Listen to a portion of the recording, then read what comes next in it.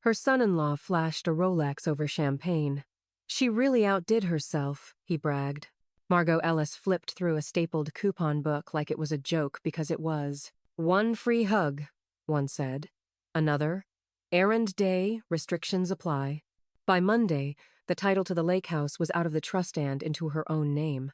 They celebrated renovations. She filed paperwork. And when demolition day arrived, the locks had already been changed. Before we begin, may I ask where in this big, beautiful world are you listening from?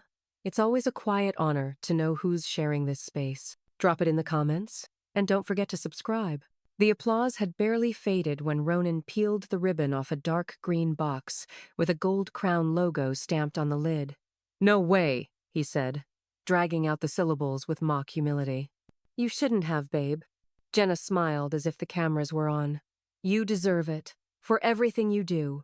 The Rolex sparkled beneath the chandelier light of the lakeside dining room, all brushed steel and smug perfection. Ronan held it up so everyone could see.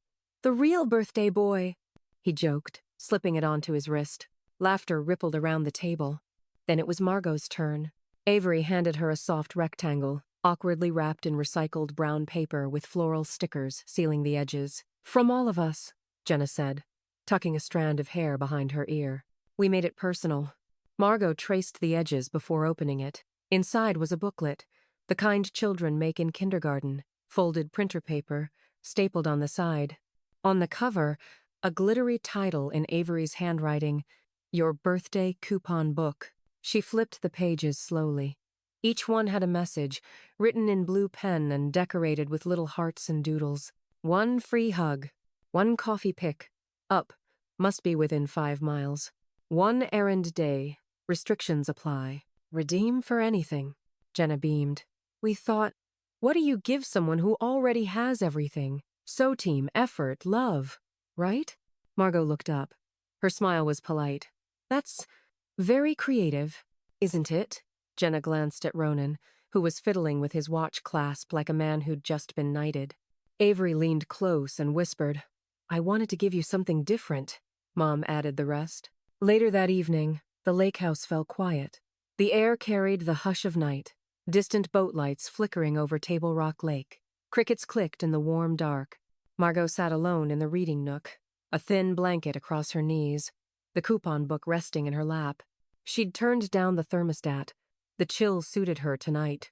In the fireplace reflection, she could still see Ronan, exaggerated and showy, turning his wrist for the group. The Rolex gleamed more than he ever would. She returned her eyes to the coupon book, flipping again. One homemade dinner. One tech help session with Ronan. Family movie night you pick. On the last page, scrawled in Avery's handwriting, was a lone coupon. Redeem for anything. No hearts, no glitter, just ink and intent. Margot exhaled slowly through her nose and set the book down on the side table. She poured herself a bourbon just, half a glass and, sat back, letting the drink settle in her throat like truth. She stared out across the water. Somewhere beneath the still surface lay the remains of summer's past sun-warmed laughter, grilled corn on paper plates, her husband's arm around her shoulders as fireworks bloomed overhead. Jenna had called it their legacy house in front of friends last month. "We just want to preserve what Mom and Dad built," she'd said, placing her hand on Ronan's shoulder. "Not what you built," Margot thought. "What I kept standing." She picked the coupon book back up, ran her fingers over the Redeem for Anything page. Avery had meant it as a gesture, a child's kindness, but children often carry truths the adults forgot how to hold. Her phone buzzed. A text from Jenna. "Wasn't tonight lovely? Hope you loved your book. XO." Margot didn't reply. She reached for the remote, shut off the lights. Then, in the dark, she opened her laptop and typed one sentence into an email to her attorney. Subject, Lake House. Body, need to confirm current title structure. Let's talk Monday. She hit send. Outside, a breeze whispered through the trees. Margot leaned back, the coupon book still open in her lap, her fingers resting lightly on the final page. She smiled, not warm, not cruel, just certain. And in the silence, she began planning her redemption. The lake house's dock creaked under the weight of a dozen designer sandals and boat shoes. the kind worn by people who hadn't hauled a kayak in their lives. Sunlight bounced off wine glasses and bronzed skin, laughter carrying across the water like it had a right to be there. Ronan stood center stage, hands sweeping across the cove like a magician unveiling his next act. "We're thinking a full kitchen gut," he told the couple from St. Louis, who nodded with the kind of admiration he craved. "Stone counters, double islands, probably knock down that wallopin' up the lake view." "Sounds expensive," the man said, whistling. Ronan smiled, gold watch winking in the light. "You get what you invest in, right? It's legacy." Inside, Jenna filmed another reel. "We love spending our summers here at our family's lake, house built by hand, kept in the family, and always full of love." She ended with a wink, filters softening her face into nostalgia. She did not tag Margot. From her upstairs bedroom, Margot heard the laughter rise again, followed by the pop of a champagne cork. She watched them through the gauzy curtain, their rehearsed warmth, their effortless occupation of space they didn't earn. Her fingers tightened on the teacup. Downstairs, someone turned the Bluetooth speaker louder. By the time Avery arrived that evening, the lake house smelled faintly of citronella candles and charcuterie remnants. She found Margot in the garden, kneeling among overgrown lilies, sleeves rolled to her elbows. "They talk about it like it's theirs," Avery said, brushing her hair into a ponytail. Margot kept her eyes on the dirt. "Talking is free." Avery crouched beside her. "And ownership?" Margot looked up then. "Paperwork isn't." That night, after the guests had long driven back to their condos and Jenna had posted a grateful heart selfie with Ronan in the background, Margot sat at her desk with a manila folder in front of her. She opened it to a notarized trust document dated 2016. The lake house sat in a revocable trust she and her late husband had set up intended, back then, to pass smoothly to their daughter. Time had a way of revising intentions. She picked up the phone and dialed. "Tom Bearden," came the voice on the other end, calm and crisp. "It's Margot. Do you still have access to our original trust?" "I do." "And the lake house, it's still in the revocable?" He didn't hesitate. "Yes, still under your full control." Margot nodded slowly, as if some invisible thread had finally gone taut. "I want it out. No more question marks." There was a pause.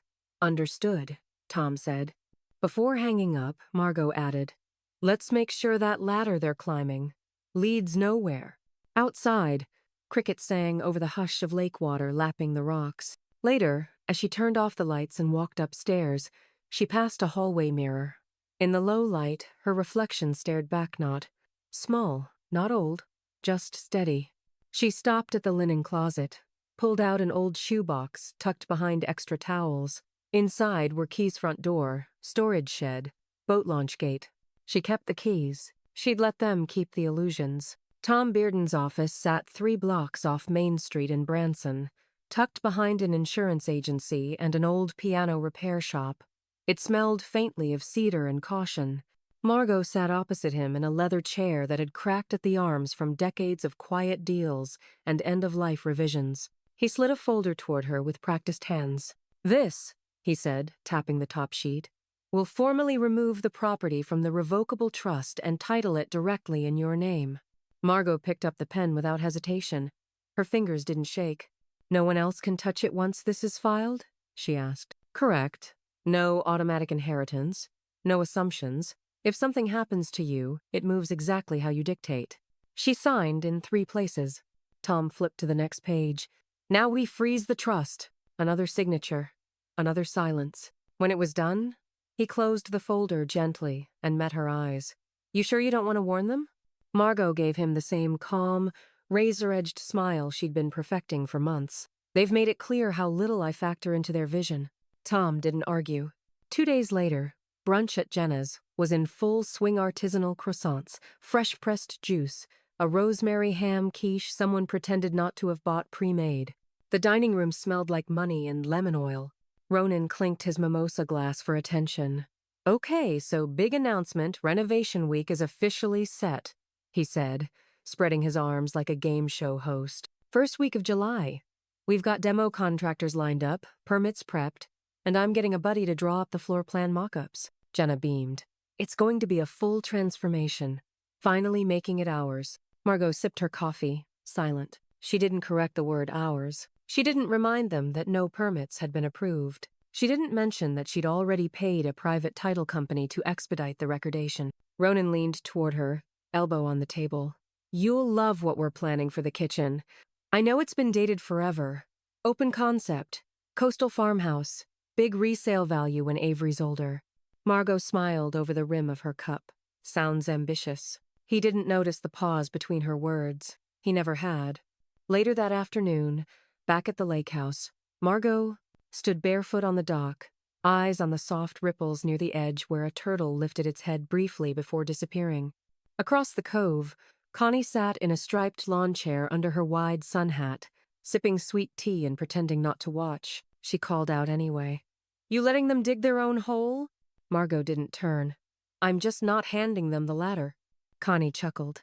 You always were patient. Upstairs, the attic smelled like old cedar and box glue. Dust floated in thin beams of light from the half-moon window.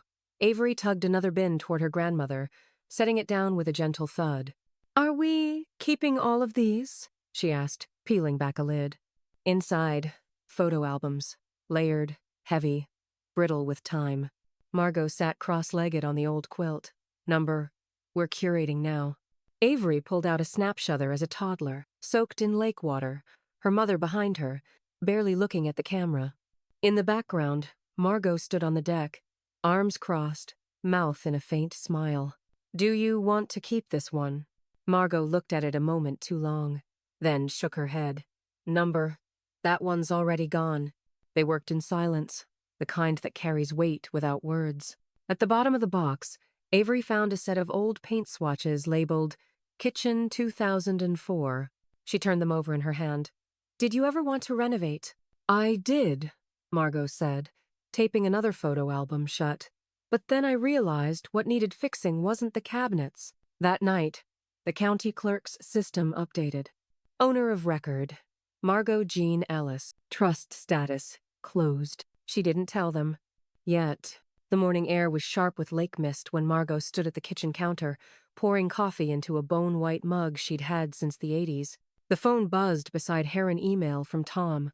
Subject line, draft will, per our discussion. She clicked it open and scrolled. Avery Ellis, primary beneficiary of all real estate holdings, including Table Rock property and Margot's primary residence. Jenna Myers, removed from all property-related provisions. Ronan Myers, no mention.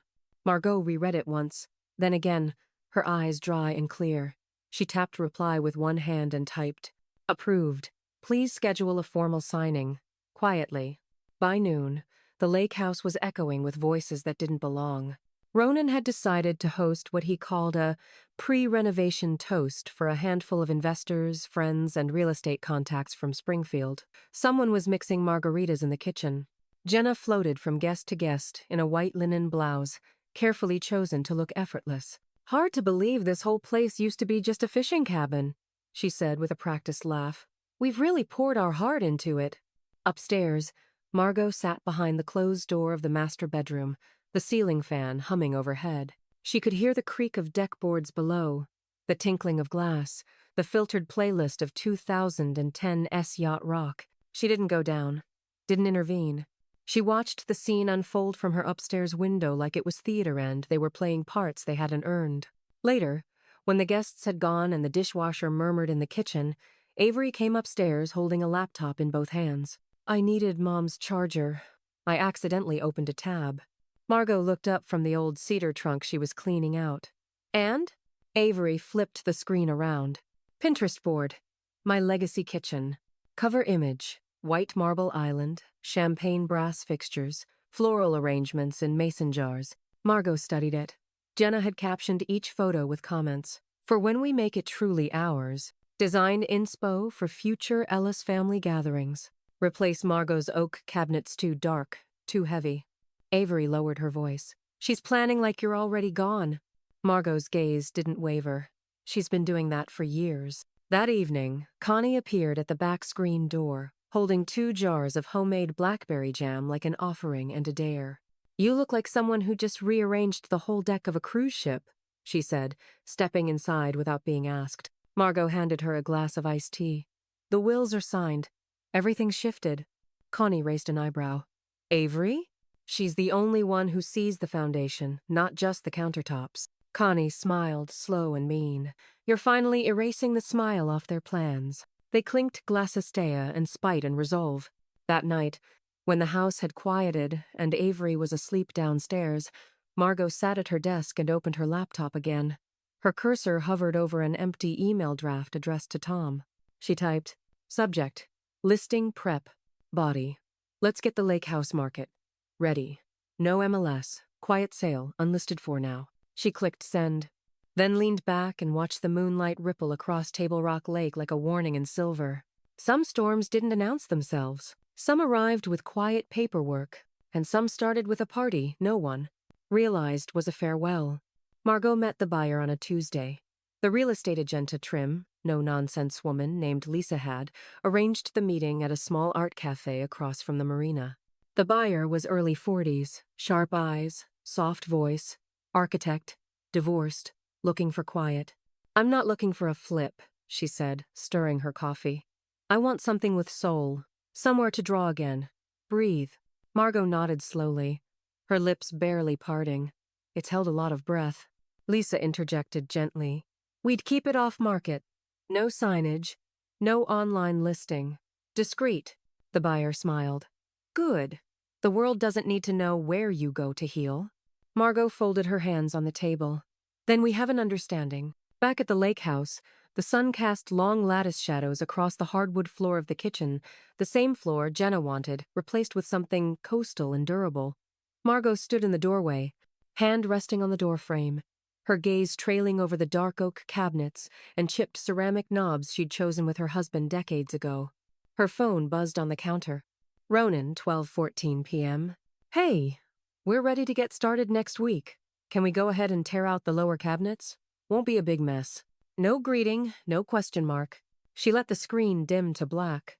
That evening, Avery found her in the garden again, pruning the roses in silence, dusk settling like velvet over the lake. Did you see his text? Avery asked. Margot nodded once, clipping a stem with slow precision. Are you going to answer? Margot dropped the clippings into the basket. I already did. Avery crouched beside her.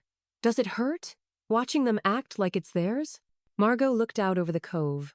Her voice was quiet, not fragile. Less than they expected it to. The next morning, Tom called with a time. Inspection set for Friday, 10 a.m. Buyers sending someone from her firm. No flags so far. Good, Margot replied. Let's keep it clean. He paused. They still don't know? They will, she said, but not before the lock clicks. By Thursday, Ronan had begun spreading the news like gospel. Connie found Margot on her porch swing, shelling peas into a colander, sunlight on her knees and a glass of iced tea sweating beside her. He's already telling neighbors the remodel starts Monday, Connie said, settling into the rocker beside her. Swears you gave him the green light. Margot didn't flinch. He's always assumed silence means permission. Connie chuckled. You've got the calm of a sniper. Margot smiled faintly. And the aim. That night, Margot stood alone in the kitchen, overhead light off, the dim under-cabinet glow casting shadows onto the wood grain. She ran her palm slowly along the surface of the counter. It was worn smooth near the sink. Avery had once sat there, swinging her legs as they snapped beans. There were knife marks from rushed dinners, wine stains that never fully came out. Laughter pressed into the corners of the tile grout. She didn't touch the cabinets. She didn't say goodbye. She just turned off the light. And as the lake shifted quietly under a July moon, the first twist began to settle in. The lake house was already in active sale negotiations. The inspection was booked. The deal was forming, and they were celebrating renovations that would never begin. The Evite subject line read, House reveal and bark bash. Celebrate summer and our dream Reno kickoff. The image was a stock photo of a lakeside table set with mason jar cocktails and gingham napkins. The event location? The Ellis Lake House. Jenna had sent it to over 40 people, tagging Ronan in an Instagram story the same day. We've poured so much into this home, can't wait to show what's next. Legacy in the making, Pri. The video featured a boomerang of Ronan holding up a set of custom coasters. Each one was engraved in brushed wood-grain lettering. The Myers Legacy House, Est, 2025. Margot saw the post when Avery showed it to her over breakfast, sliding the phone across the table without saying a word. Margot stirred cream into her coffee, slow and steady. Do they think wood-burning something makes it true? They think announcing it makes it theirs. Margot didn't look up. Then let them announce it. That afternoon, Margot sat with Lisa and the buyer on the back deck of the house, the same one Ronan wanted to rip out for cleaner lines. Lisa laid out the revised offer paperwork. Final contingencies waived, price accepted, all inspections cleared. The buyer's ready to close in 2 weeks, Lisa said. She's offering to handle her own moving coordination, discreet, respectful. She doesn't want disruption. Margot signed the acceptance with one sharp stroke of the pen. She won't cause any. The pages fluttered as Lisa tucked them back into the folder. The deal was in motion now, and it carried the clean certainty of a current pulling away from shore. That night, Avery sat cross-legged on Margot's bed, flipping through old photo albums while Margot folded laundry beside her. Are you really not going to tell them? Avery asked. Number. Avery looked up. Not even a heads up? Margot folded a linen napkin with calm precision. That would be a gift. Avery hesitated. They're going to implode. Margot smoothed the stack of folded fabric and set it on the bench. That's between them and the rubble. 3 days later, Ronan delivered a crate to the house while Jenna sat in the car, phone in hand, tapping out invitations and caption drafts. The crate held centerpieces copper lanterns filled with dried eucalyptus, personalized name tags tied in twine, even printed menus that read, Grilled Fare, Southern Flair, Welcome to our Lake Legacy. He dropped them on the sunroom table like he owned the floorboards beneath his shoes. Margot upstairs didn't come down. Lisa texted later that evening. Buyer's move, in window confirmed. 2 weeks from Friday. We're good to go. Margot replied with a single word. Confirmed. She watched from the upstairs window as Jenna stepped out of the SUV in a white sundress and wide sunglasses, snapping selfies against the lake backdrop, turning until the light hit her hair just right. She laughed at something Ronan said, loud and empty. The air outside smelled like lavender and pretense. That night, as the moon hung low and soft above Table Rock Lake, Margot stood barefoot in the hallway, listening. Below her, Jenna's voice rose.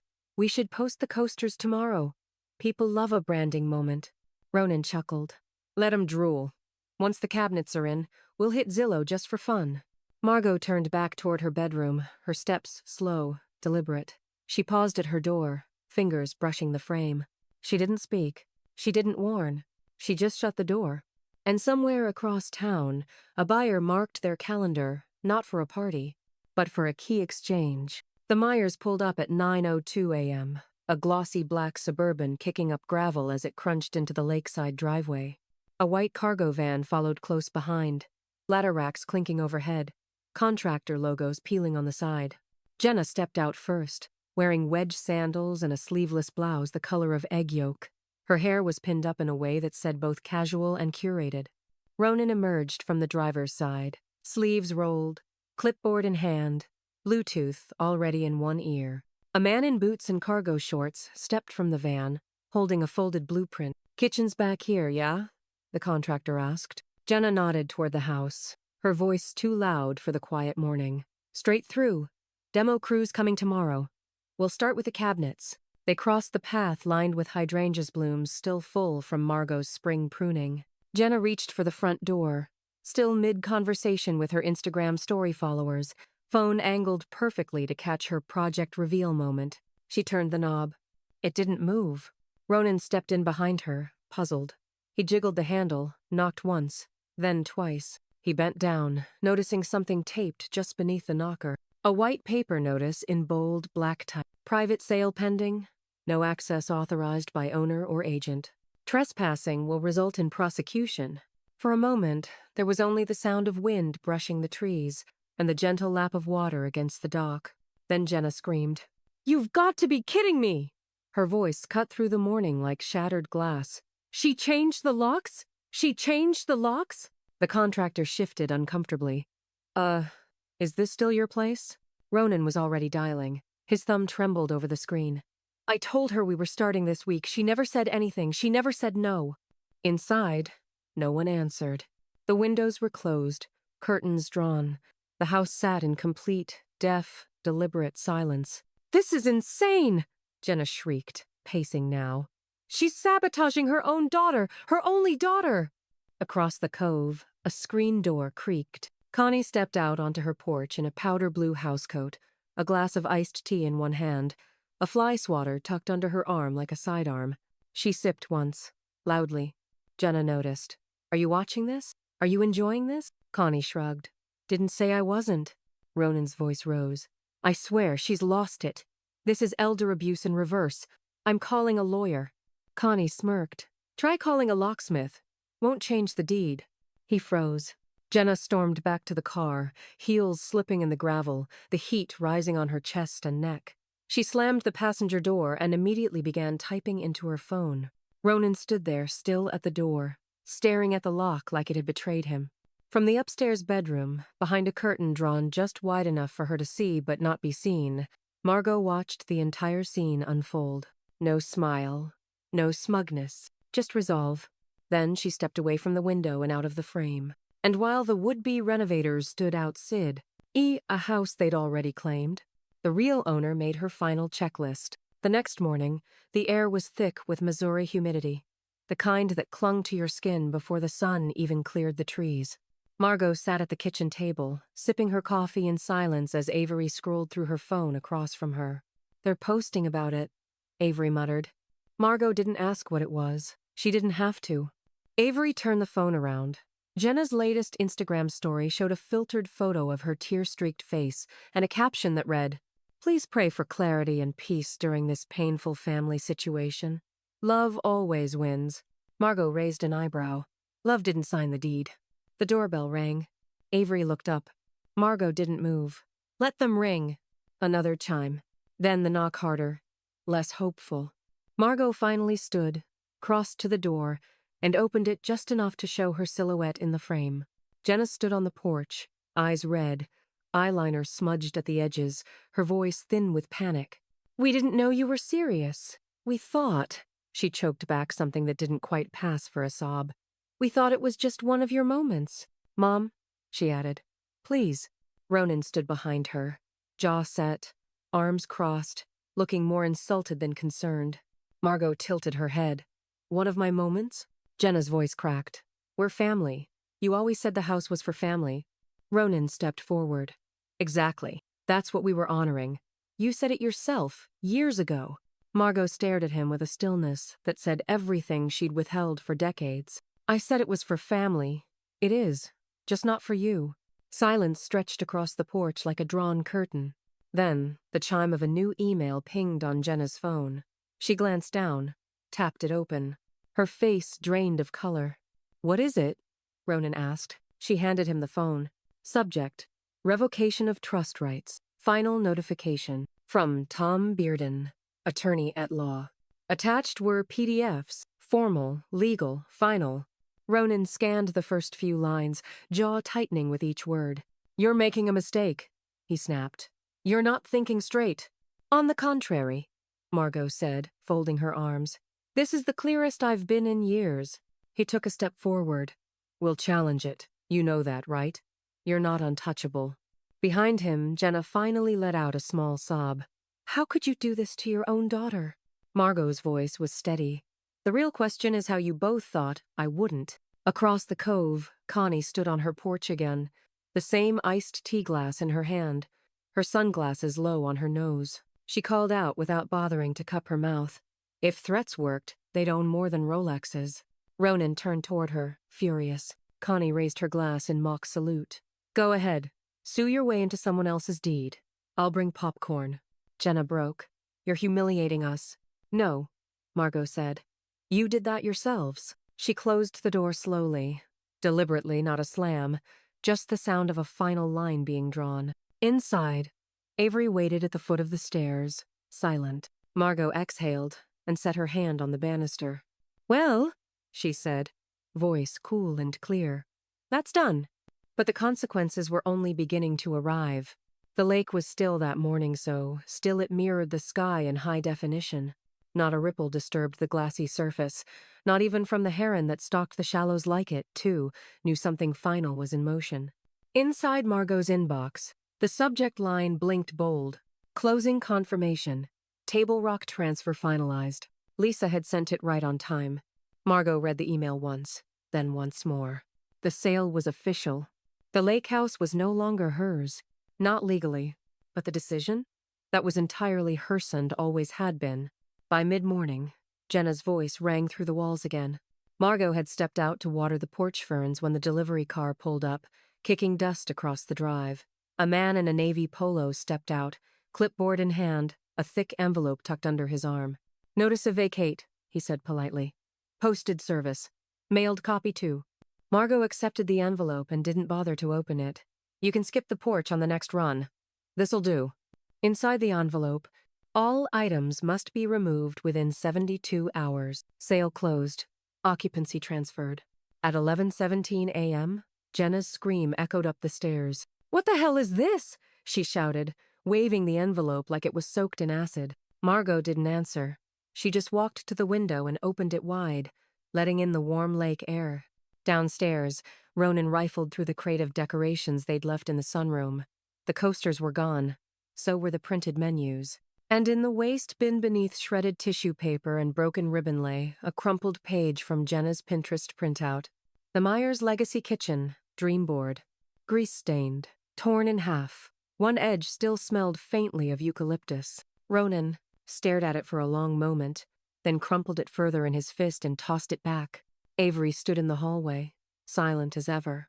Later that evening, Margot walked the edge of the property with her granddaughter. The light was turning gold Missouri, summer golden, the kind of glow that softened even hard truths.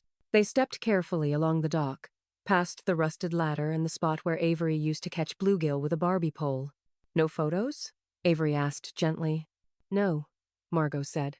"The house remembers enough." She paused near the edge of the yard, where Ronan once bragged about building a fire pit. His shovel had never touched the dirt. "Does it feel like you're letting it go?" Avery asked. Margot smiled, almost. "Number. It feels like I'm freeing it." They stood in silence, breathing in the lake's calm. Then Margot said, just loud enough to settle the air, "Nothing gold-plated lasts." At the end of the dock, Connie stood waiting, hands in the pockets of her windbreaker. "You walking it one last time?" she asked. Margot nodded. "Can't walk forward if you don't know where the land ends." Connie pulled her into a brief, firm hug that smelled of bug spray and blackberry jam. "You did what most people never do." Margot leaned back. "Stayed quiet long enough to be underestimated?" "No," Connie said. "Took your name off the leash." That night, after everyone had gone and the house sat empty of all voices but its own, Margot sat at her desk and opened a folder labeled E-State Redraft. Tom had sent the new documents the week before. She opened them now. Jenna Myers. Removed from all future disbursement channels. Ronan Myers. Explicit exclusion per client directive. Primary beneficiary. Real estate. Financial holdings. Trust corpus. Avery Ellis. She clicked sign. Then again. Then once more. A thin chime rang from her speakers. Confirmation received. And with a few quiet strokes of a pen, the legacy shifted entirely. Not just the lake house, but everything. The whispers started in the salon. Branson was a small town, and even smaller when the subject was scandal tied in pearls and property. Jenna sat beneath the dryer at her usual Tuesday appointment, flipping through a copy of Southern Living, pretending not to hear what she started. She changed her will after 75? That's not right. Poor thing must be slipping. She always seemed sharp to me. Real put together. Jenna cleared her throat and folded her magazine louder than necessary. "My mother's not well," she said to no one and everyone. "She's been confused for months. We're exploring options." The room quieted. A few polite nods. One pair of eyes narrowed. By the end of the week, Tom Bearden had received a call from a legal firm in Springfield requesting information on the client's mental fitness. He didn't flinch. 2 days later, a certified response landed in Jenna's inbox with a time-stamped affidavit from Margot's longtime physician, neurocognitive assessment included. "No signs of impairment. Full capacity confirmed." Attached, A video of Margot answering memory, recall questions with perfect clarity, ending with, "My daughter and her husband are not entitled to what they feel owed. I'm not confused. I'm finished." At the Lake Cafe, Ronan's name disappeared from the chalkboard behind the counter. His brand had sponsored the weekly trivia night, and the coffee sleeves had borne the slogan, "Legacy Living." Generational wealth, personal style. Now? Gone. The website for his consulting firm had quietly removed the Our Lake Home Journey tab. His Instagram had gone dark. No stories, no hashtags, no renovation updates. Whispers followed him into the hardware store. That remodel never happened, did it? Thought the place got sold. Heard the mom iced them out. He barked at a cashier over a miscounted screw packet and left without his change. At home, Margot rearranged the spice rack. She moved rosemary to the front, even though she didn't cook much anymore. It wasn't about flavor, it was about order. Avery sat at the table, sketching something in her notebook. "They're telling people you're losing it," she said without lifting her pencil. "I know," Margot replied. "It's their last card." Avery looked up. "You'd think they'd play smarter." Margot took a seat beside her, watching the lines of a house come into shape on the page. Avery's design, all clean light and quiet dignity. "They can't inherit the consequences they dodged," Margot said, fingers folding a napkin into a triangle. "That's not how it works." Avery studied her. "They underestimated you." Margot let the silence breathe, then, "No," she said. "They expected me to act like they wouldn't." At dusk, she stepped out onto the porch with a glass of iced water and watched a boat drift slowly past the dock. Someone new, someone anonymous, someone who now called the lake home. Margot raised her glass in a toast, only she understood. Inside, her phone buzzed. A voicemail. From Jenna. She didn't play it, but the message had already been left. The state auditor arrived on a Thursday. Plain khakis and a badge clipped to his windbreaker. Polite, but practiced like someone used to walking into messes with a clipboard and leaving with a signature. Tom met him at the office with a pot of fresh coffee and a file thicker than necessary. Margot sat beside him, steady as stone, purse at her feet, hands folded like she was waiting for a weather forecast she already knew. "We've received inquiries," the auditor began, "regarding potential undue influence or incapacity relating to recent asset transfers." Tom nodded once, then slid the file across the desk. "Every document notarized, every decision medically certified, and the witness statements are signed and time-stamped." The man flipped through silently. 5 minutes, then 10, then 20. No questions. He closed the file and cleared his throat. "We'll file this as resolved. Clean.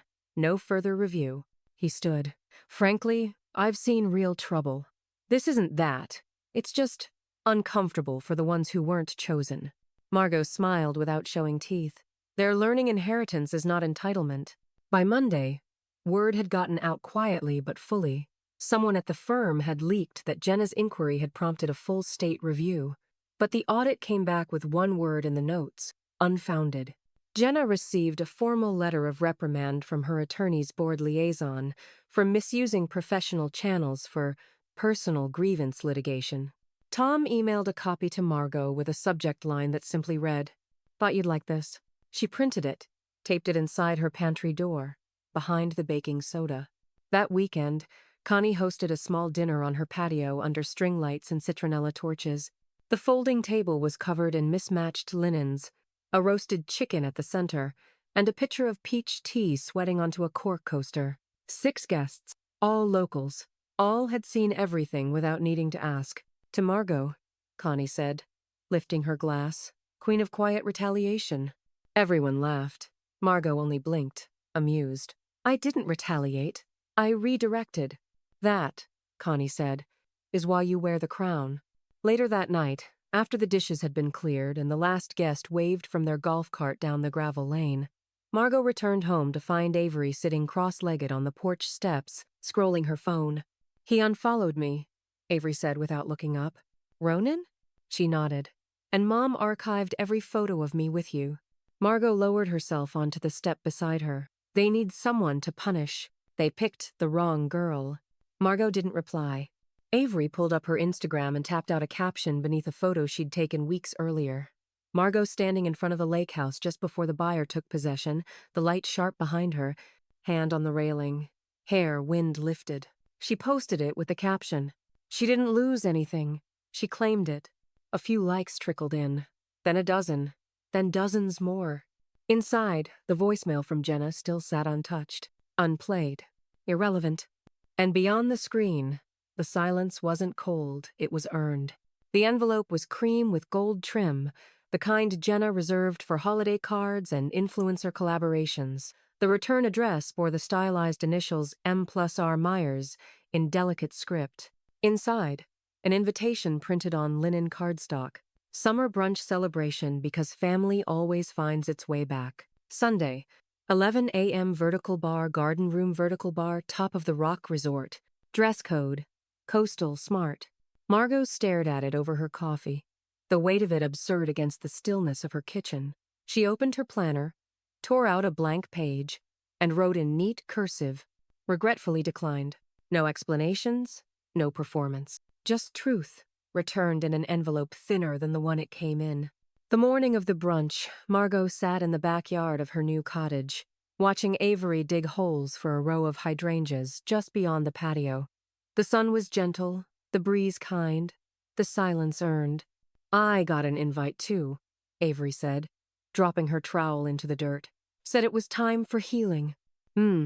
Margot passed her a glass of lemonade. "Funny how healing only shows up after consequence."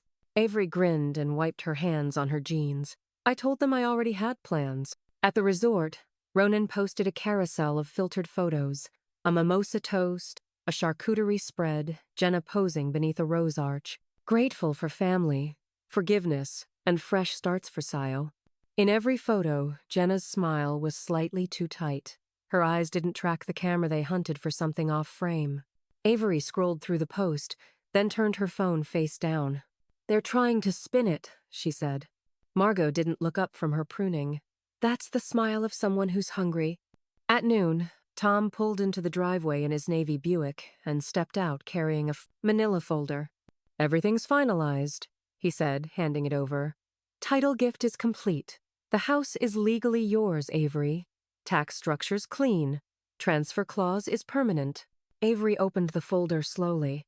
Inside was the deed. Her name full, legal, unmissable printed where Jenna's had once assumed it would go. "Feels weird," Avery whispered. "I didn't do anything to earn it." Margot touched her shoulder. "You didn't take it. You were trusted with it." Tom tipped his hat and got back into his car. They spent the rest of the afternoon planting. Hydrangeas along the side fence, marigolds beneath the window. The spade clinked against rock a few times, but Avery just smiled and kept digging. From across the street, Connie watched from her porch, sipping a Coke and shielding her eyes from the sun. She called out as Margot waved her hat to cool off. "You two sure make a better team than the last tenants." Margot laughed. "We're not tenants. We're settlers." "Damn right," Connie said. "And settlers plant things that grow."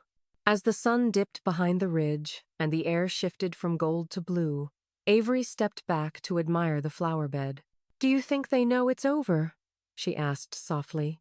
Margot didn't answer right away. She tucked a final stake beside the tallest hydrangea and wiped her hands on her apron. "They know," she said. "They just don't believe it yet." But belief doesn't change what's already been rooted. The voicemail came in just after dawn. Margot saw the name flash on her phone. Ronan Myers then disappear into the silence of her screened-in porch, where the morning fog still curled low over the ground.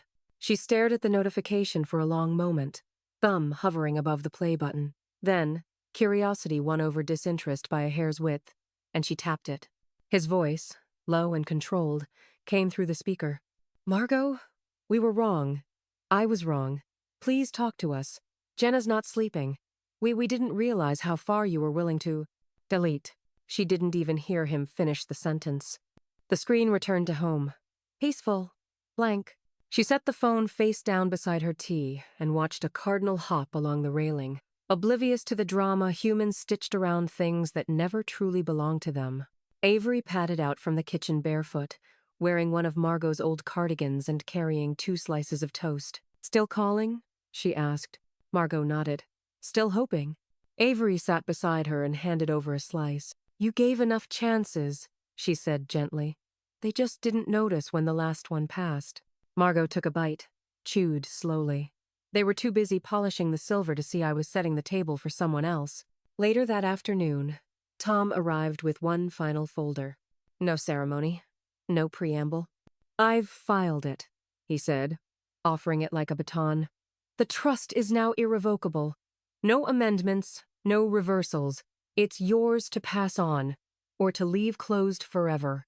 Margot ran her fingers over the seal. "And the filings?" "Public," Tom replied. "Anyone who wants to see who's in and who's out can. County office confirmed this morning." Avery glanced at her grandmother. "So, it's done?"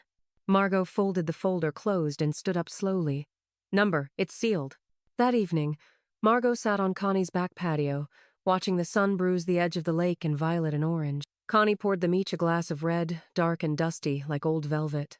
"They tried to toast you out of your own life," Connie said, lifting her glass. "Now let them toast their own loss." Margot clinked her glass gently. "They were never drinking to me, just to the idea of what I hadn't said no to." Connie tipped her head in approval. "Still, a win's a win."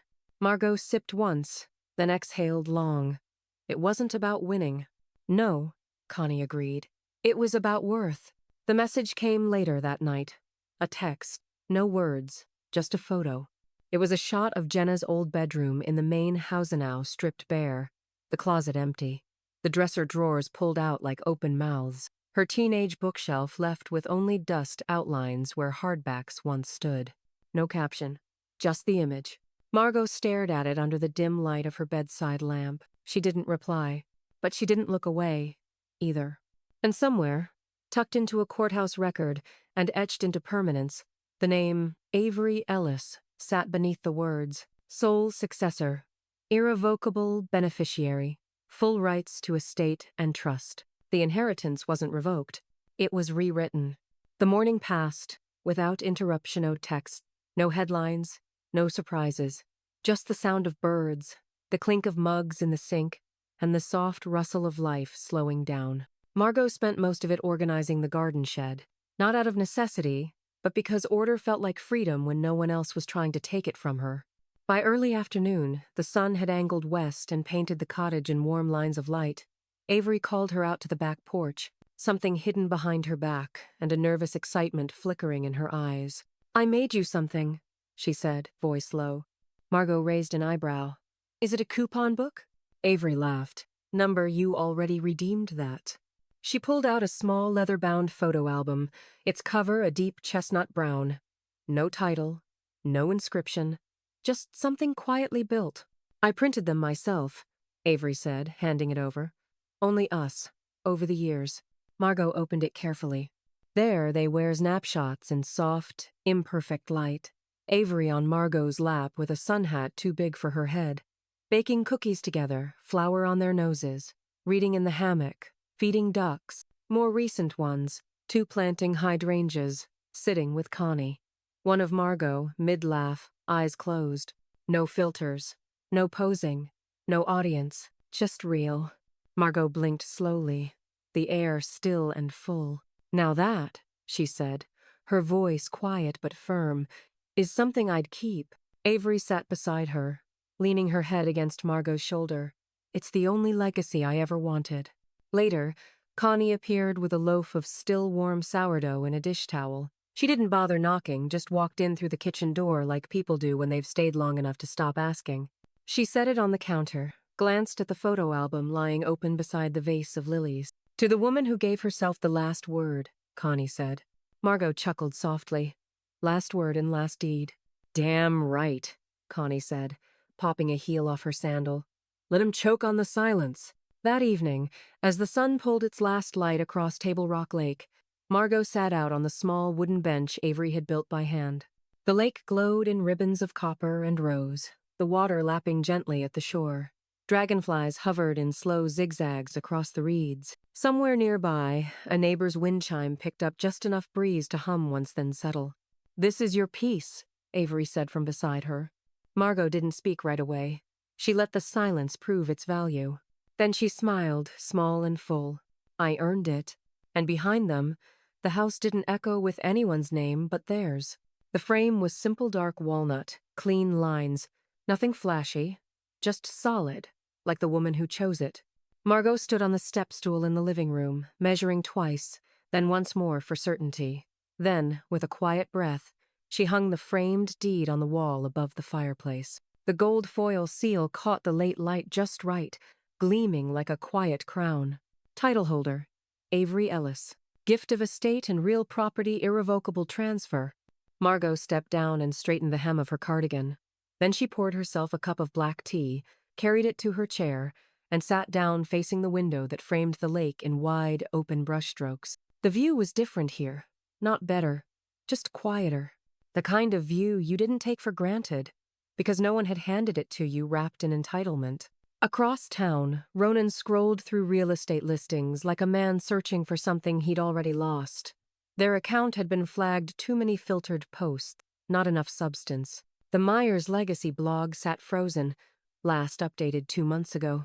They'd said it was a break. Now it looked like an ending. Jenna hosted a brunch that no one posted about. The influencers didn't come. Their brand had faded like a spotlight dimmed by the absence of an audience. No legacy. No leverage. Just echoes in an empty room. That afternoon, Connie stopped by, a grocery bag in hand and a fresh smirk on her face.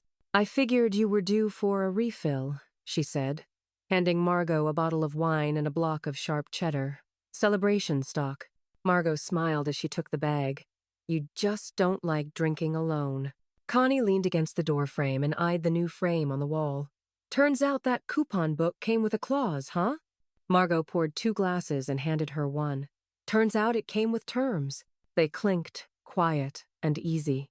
In the kitchen, Avery held a small envelope, hands trembling just slightly as she opened it. Her voice carried softly into the room. "It's from the school." Margot looked up. Connie paused mid-sip. Avery unfolded the letter. A beat, then a bright, breathless laugh. "I got in," she said, turning the page around. "Architecture. Full ride." Connie whooped. Margot didn't speak. She just walked over, pulled Avery into her arms, and held her. When she stepped back, Margot looked her granddaughter in the eye. "Design something," she said. "That can't be stolen." That night, after the sun dipped low behind the hills and the cottage lights glowed soft through the windows, Margot stood once more beneath the framed deed. She took a sip of her tea, listened to the wind, and let the final thought settle in, quiet and complete. They unwrapped gold. I unwrapped freedom, and signed the house to someone who earned it.